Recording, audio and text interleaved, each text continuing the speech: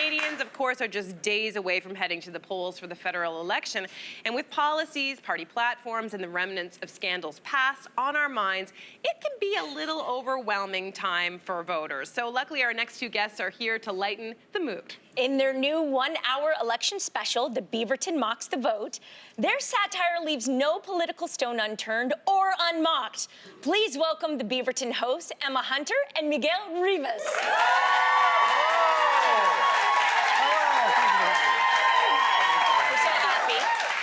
So it's just us. Okay. So who are you voting for? Oh. I'm gonna vote for Emma. I'm gonna write. So am I. She's got sass and class. Yeah, a lot of there. good ideas. Well, actually, for a lot of people, I feel like this election, this election, they call it the election of discontent, where people are really voting against something rather than for something.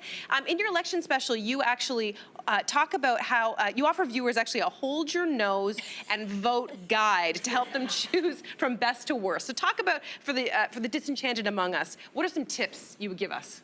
Well, you know, if you can work yourself up into a trance or take some drugs, right, like hallucinogenic type of stuff, so that you can go in there and you don't even remember what you did. Yeah, you know? yeah. Remove that stress from your life. Right, if you're not passionate about any specific party, maybe you have some old pet medication lying around. Take that. I told you to throw that out. Cruise on in. But I think it's what you guys were saying earlier. I think this election specifically, a lot of people don't feel like there's one person they're super excited about. Yeah. So hold your nose and vote is just kind of like, you can't not vote. I think we all agree on that. So we're just trying to sort of cultivate a, you gotta do it, so the best of the worst. You know, it's weird. This kind of feeling seems to recur every election. If you remember the last election, now Trudeau has sort of grown into this international celebrity figure, and he must have this huge passionate following. And that has grown since right after he was elected. But if you remember that the mood right before that election, it was sort of a repudiation of Harper at the time after 10 years. It wasn't like, we want Trudeau in there so bad. It was like, we gotta stop Harper from taking office again. Yes. So it's kind of the same thing, but then you reframe it in hindsight. So this hold your note and vote guide is sort of like, just be as knowledgeable as you can and try and make a managerial decision. And that's very boring sounding, but no, it's that's not. where we're at. It is exactly where we're at.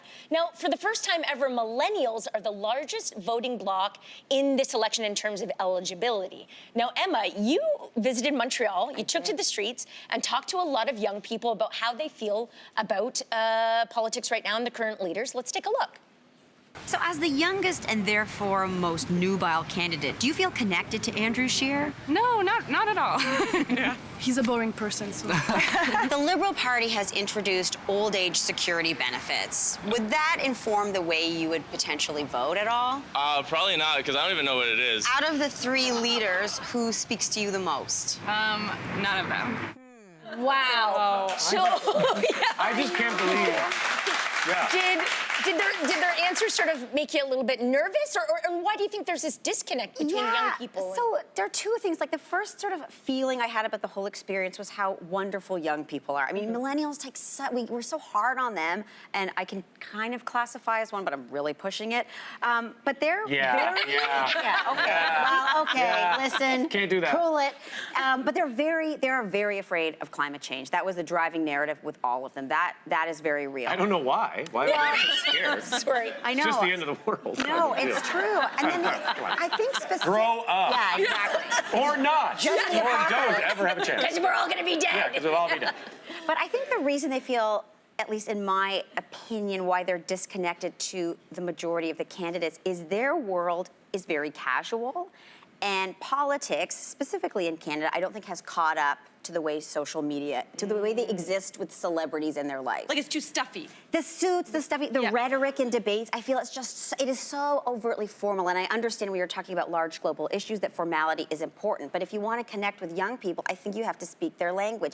And there's just a relaxed nature in the way young people engage with everything, celebrities, politicians, and I think perhaps the top three could definitely do that a little bit better. I think Jagmeet, for sure, is the best of the three, but that type of kind of loosen the edges a bit, stop repeating the same rehearsed speeches, connect to them, ask the right questions. I think that's the thing for me. I think media literacy among younger people is so much higher than it used to be. That things that would used to trick people, like talking points. You know, every question in a debate will be like, So tell us your thoughts on climate change. That's interesting because what I'm going to do about taxes is, I'm like, hey, come on. That's how people talk. I think younger people can see through that immediately, and they're like, this is not real. Also, young people in Montreal taught me that I don't know how to dress. Don't understand fashion, don't know what I'm doing. Which is crazy because I've been telling her that every day. She doesn't listen to me. 4 years. Trudeau has referred to this election as like one of the nastiest campaigns ever. But is there kind of ever an upside to nasty campaigns? I think it's a double-edged sword where you don't want it to be not about the issues and it's just something emotional all the time. But I do think that unfortunately it can drive up civic engagement if it's sort of lively, I guess. Yeah. Unfortunately, and not stuffy and dry. But yeah, it can get ugly too. But you guys, like, what you do is you take these real life events and you turn them into satire. You're having a laugh. But there have been moments in this election, I feel, that are almost beyond satire because they're so ridiculous to begin with. So if you found yourself in the writing room just being like, how do we make this into something? Yes. Yeah, tell us. Yes. So my Every day, favorite yes. is Justin Trudeau striding down the streets of Montreal, protesting the climate issue when he's the guy. You're protesting yourself. You want to make a change? You're the top. Oh my God! Go on. Protest. Should have at least worn a fake mustache. Wear a mustache or some glasses. It was just bizarre. You're protesting yourself. Anyway, do you have any thoughts? Yeah, I mean, they're a little bit of a darker one, but there are some issues that come up, like the government this time refusing to pay out the compensation to First Nations kids. That just happened this week, right before the election. It's hard to show up at work and be like, you know what's funny about this? Yeah, It's like hard to find something sometimes. Yeah. Well, this election has also been dubbed by some as an election kind of about nothing. It's like the Seinfeld of elections. And because there's just really no central issue unifying voters and bringing them all to the polls. Do you agree with that, though? I personally kind of disagree with that, and I find it interesting that all of the parties have sort of taken that approach. Whereas if you look at any poll of people asked on the street, the electorate, and of course with young people the most, but with everybody, what's the major issue here? Most people say climate change. Yeah. I care a lot about climate change. I want to better the environment, and that just is not top of line for any of the parties at any of the debates or anything. They give a long section to it at the end, but it just feels like a secondary consideration when that could be the tentpole of the entire thing. And from watching you guys, your tent pole, I guess, is BMs, I think. Yeah. The social. We have a lot of thoughts We know about where BMs. you guys, So We'll those keep issues it for classy different and say people. BM. Different issues, different things are people. important. Yeah. Okay, we're gonna get you to turn directly to the camera for this last one, this guy right over here.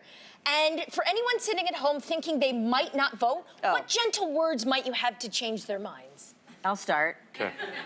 This one's for the ladies. So the 20s happened. Our sisters fought. As a woman, some gals out there, you gotta go. Don't make it all for nothing. Love you, okay? You gotta go.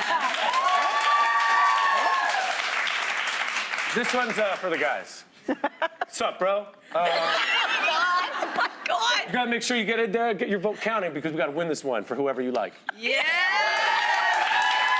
and Miguel, always a pleasure to see you. Thank you so much for the great work.